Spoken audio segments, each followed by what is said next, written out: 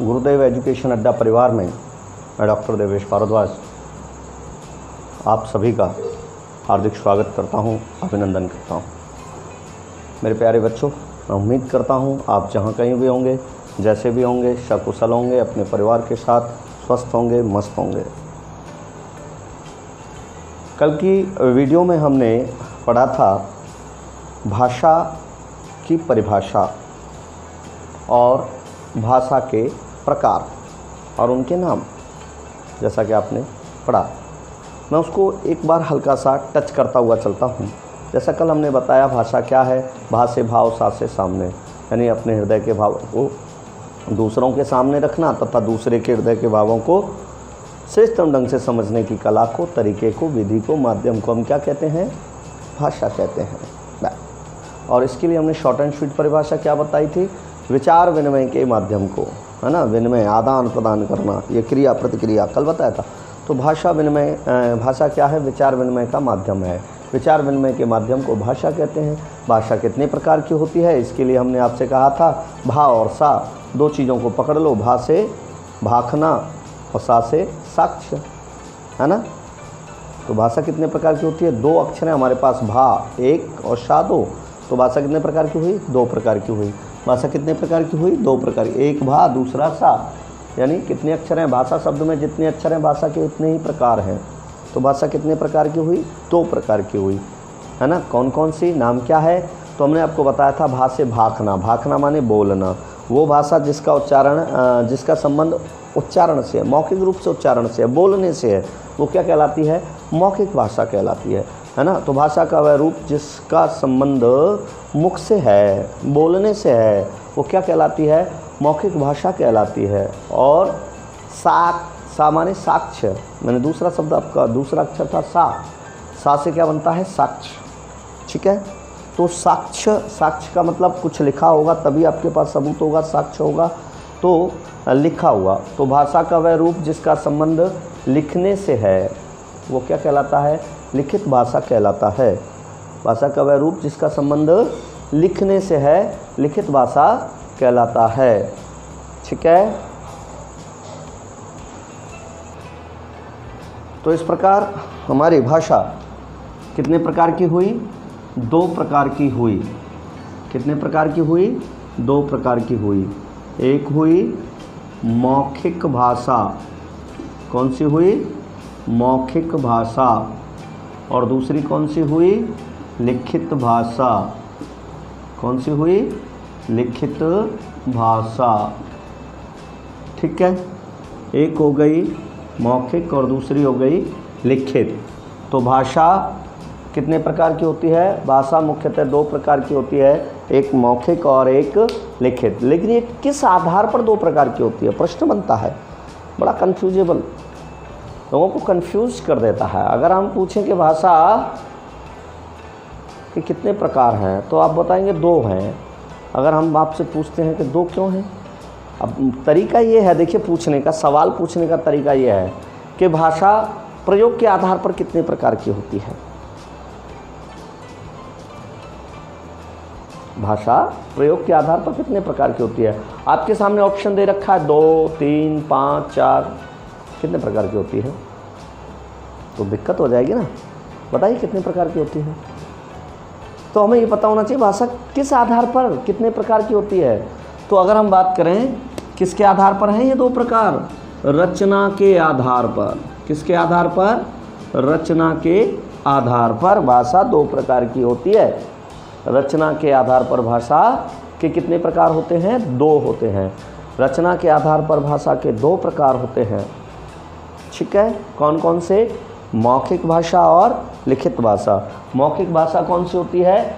भाषा का वह स्वरूप जिसका संबंध मुख द्वारा उच्चारित ध्वनियों से होता है ना। भाषा का वह संबंध जिसका भाषा का वह रूप जिसका संबंध मुख से उच्चारित ध्वनियों से होता है, मौखिक भाषा कहलाती है। और दूसरी भाषा कौन सी है? लिखित भाषा, ठीक है। लिखित भाषा कौन सी है? भाषा का वह प्रकार या भाषा का वह रूप जिसका संबंध, ठीक है, भाषा के लिखित रूप से होता है। है ना, लिपिबद्ध रूप से होता है, लिखने से होता है, वह क्या कहलाती है? लिखित भाषा कहलाती है। ओके, अच्छा, अब इस विषय में हम यहीं पर थोड़ी सी जानकारी ले लेते हैं। मौखिक भाषा की सबसे छोटी इकाई, क्या? सबसे छोटी इकाई कौन सी भाषा की? मौखिक भाषा की। मौखिक भाषा की सबसे छोटी इकाई को क्या कहते हैं? तो मौखिक भाषा की, देखिए, सबसे छोटी और सबसे बड़ी पूछी जाती है, अगर पूछी जाती है तो बहुत ही मैं आपको गहराई का पढ़ा रहा हूँ। मौखिक भाषा की सबसे छोटी इकाई को स्वन कहते हैं। क्या कहते हैं? स्वन कहते हैं। और क्या कहते हैं? ध्वनि कहते हैं। और क्या कहते हैं? ध्वनि कहते हैं। ठीक है, क्या कहते हैं? मौखिक भाषा की सबसे छोटी इकाई को स्वन या ध्वनि कहते हैं। ठीक है, अंग्रेजी में इसको क्या कहा जाता है? फ़ोन कहा जाता है। अंग्रेजी में इसको क्या कहा जाता है? फ़ोन कहा जाता है, फ़ोन। ठीक है, हिंदी में मौखिक भाषा की सबसे छोटी इकाई क्या कहलाती है? स्वन कहलाती है, ध्वनि कहलाती है। और अंग्रेजी में इसको क्या कहा जाता है? फ़ोन कहा जाता है। अगर हम बात कहें कि इसका अध्ययन जहाँ किया जाता है, मौखिक भाषा की सबसे छोटी इकाई को स्वन कहते हैं, ध्वनि कहते हैं, अंग्रेजी में इसको क्या कहते हैं? फ़ोन कहते हैं। तो स्वन का जहाँ अध्ययन किया जाता है, ध्वनि का जहाँ अध्ययन किया जाता है, उसको हम क्या कहते हैं? स्वन विज्ञान या ध्वनि विज्ञान के नाम से जानते हैं। क्या कहते हैं उसे? स्वन विज्ञान या ध्वनि विज्ञान के नाम से जानते हैं। ठीक है, क्या कहेंगे उसको? स्वन विज्ञान या ध्वनि विज्ञान के नाम से उसको जानते हैं। ठीक है, और अगर हम बात करें कि अंग्रेजी में फ़ोन का अध्ययन कहाँ किया जाता है, तो आपने पढ़ा होगा फोनेटिक्स। क्या पढ़ा होगा? फोनेटिक्स।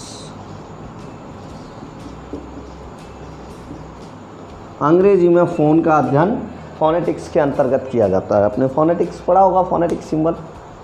तो फोनेटिक्स में फ़ोन का अध्ययन किया जाता है। तो अंग्रेजी में जहाँ फ़ोन का अध्ययन किया जाता है उसे फोनेटिक्स बोलते हैं, फोनेटिक्स बोलते हैं। और हिंदी में जहाँ स्वन का या ध्वनि का अध्ययन किया जाता है उसे ध्वनि विज्ञान या स्वन विज्ञान कहते हैं। मेरे प्यारे मित्रों, मैं आपको एक चीज़ और यहाँ पर क्लियर कर देना चाहता हूँ कि ध्वनि और स्वन में क्या अंतर है। ध्वनि और स्वन में क्या अंतर है? स्वन क्या है और ध्वनि क्या है? बहुत सारे मेरे विद्वान साथी स्वन और ध्वनि को एक ही चीज़ के रूप में रूपायित करते हैं, बताते हैं। तो मैं आप लोगों को यहाँ क्लियर कर देना चाहता हूँ, ये बहुत ही गजब की चीज़ है ना। आपको बहुत ही काम आने वाली चीज़ है, अत्यंत प्रयोग में आने वाली चीज़ है। छोटी सी चीज़ है और अपन बड़ी एरर करते हैं, इस पर बहुत बड़ी गलती करते हैं कि भाई स्वन और ध्वनि। अभी हमने कहा कि मौखिक भाषा की सबसे छोटी इकाई को स्वन भी कहते हैं, ध्वनि भी कहते हैं। इसका जहाँ अध्ययन किया जाता है उसे स्वन विज्ञान व ध्वनि विज्ञान कहते हैं। लेकिन स्वन और ध्वनि क्या एक ही हैं? क्या इनमें कोई अंतर है? तो मैं आपको बता देना चाहता हूँ, स्वन और ध्वनि में अंतर है। ठीक है ना। मौखिक भाषा की सबसे छोटी इकाई को स्वन या ध्वनि कह सकते हैं, लेकिन दोनों में अंतर है। और वो अंतर क्या है? मौखिक भाषा की सबसे छोटी इकाई के रूप में निकलने वाली, ठीक है, प्रत्येक मुख से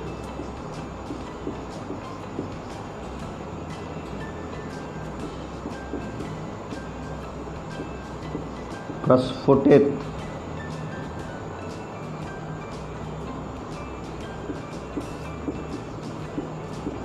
सबसे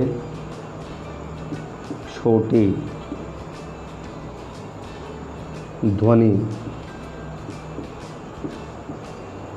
क्या कहलाती है? ध्वनि कहलाती है, जिसका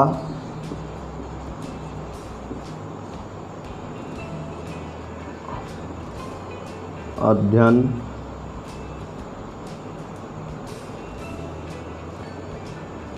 किया भी जा सकता है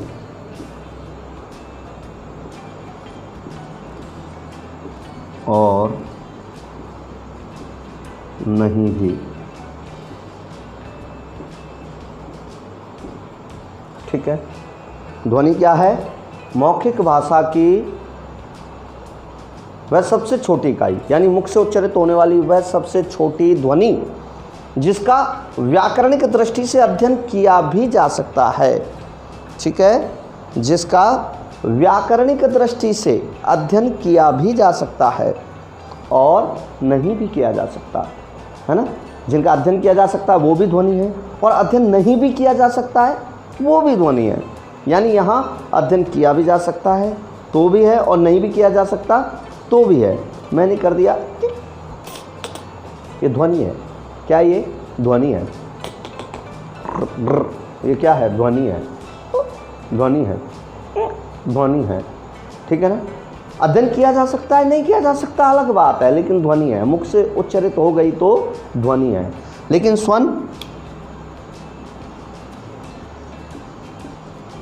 मुख से उच्चारित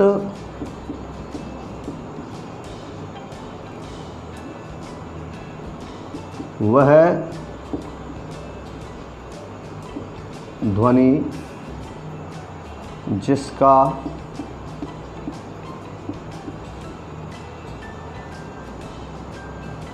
व्याकरणिक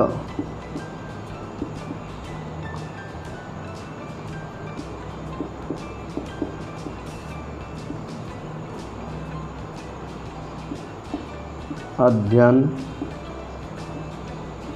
किया जा सकता है।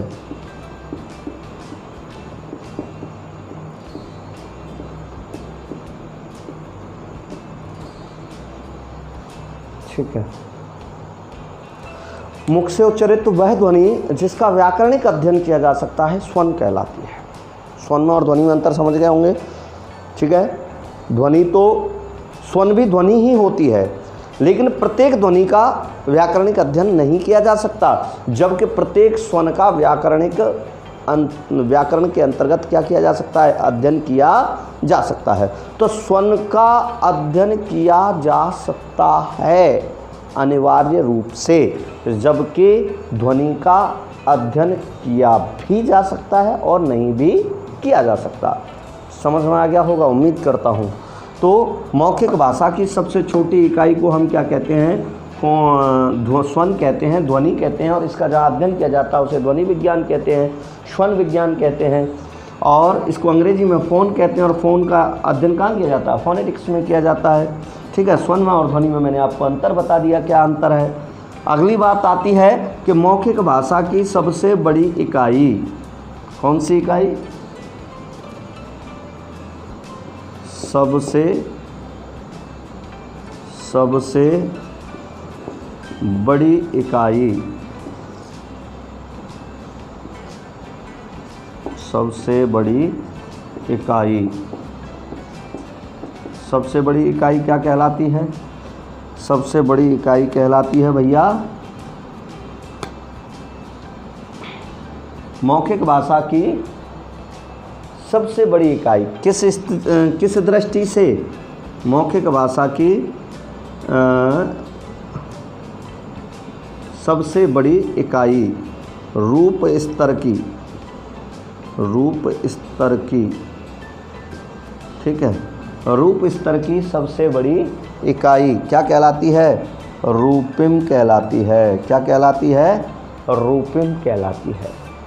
ठीक है, इसका अध्ययन रूपिम विज्ञान के अंतर्गत किया जाता है, या रूपिम शास्त्र के अंतर्गत किया जाता है।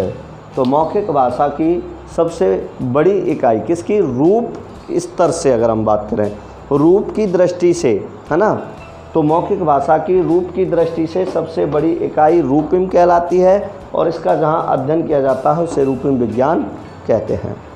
क्लियर? मैं समझता हूँ आपको समझ में आ गया होगा। ये भाषा की रचना की दृष्टि से भाषा दो प्रकार की होती है, मौखिक भाषा और लिखित भाषा। मौखिक भाषा की सबसे छोटी इकाई को हम स्वन या ध्वनि कहते हैं। इसका अध्ययन जहाँ किया जाता है उसे ध्वनि विज्ञान कहते हैं। अंग्रेजी में ध्वनि को या स्वन को क्या कहते हैं? फ़ोन बोलते हैं, और जहाँ भी इसका अध्ययन किया जाता है उसे फोनेटिक्स बोलते हैं। स्वन और ध्वनि में क्या अंतर है? ठीक है, मुख से निकलने वाली प्रत्येक ध्वनि जिसका अध्ययन किया भी जा सकता है और नहीं भी किया जा सकता ध्वनि कहलाती है, लेकिन जिसका अध्ययन किया जा सकना संभव है, किया जा सकता है, जो व्याकरण के अंतर्गत, व्याकरणिक अध्ययन के अंतर्गत आ जाती है, वह ध्वनि स्वन कहलाती है। वह ध्वनि नहीं रह जाती, वह क्या कहलाती है? स्वन कहलाती है। ठीक है, और मौखिक भाषा की सबसे बड़ी इकाई को हम रूपम कहते हैं। और इसके साथ ही आज की अपनी छोटी सी क्लास को मैं यहीं पर समाप्त करता हूँ। मेरी वीडियो आपको कैसी लगी मित्रों? अपने कमेंट बॉक्स में जाकर अच्छा या बुरा जैसा भी आपको लगा है कमेंट ज़रूर कीजिएगा। अच्छा लगा हो तो चैनल को लाइक कीजिएगा, अपने साथियों में शेयर कीजिएगा, चैनल को सब्सक्राइब ज़रूर कर लें, जिससे मेरी आने वाली प्रत्येक वीडियो आप तक पहुंचेगी और मैं आपको बिल्कुल प्रामाणिक जानकारी देने का ये बीड़ा जो मैंने उठाया है, आपको प्रामाणिक जानकारी व्याकरण से संबंधित मैं समय समय पर देता रहूँगा। इसके लिए बेल आइकन का बटन ज़रूर दबाएँ। ठीक है साथियों, बहुत बहुत धन्यवाद। फिर मिलेंगे अगली वीडियो में आपसे, तब तक के लिए नमस्कार, आदाब, सत श्री अकाल, राम राम।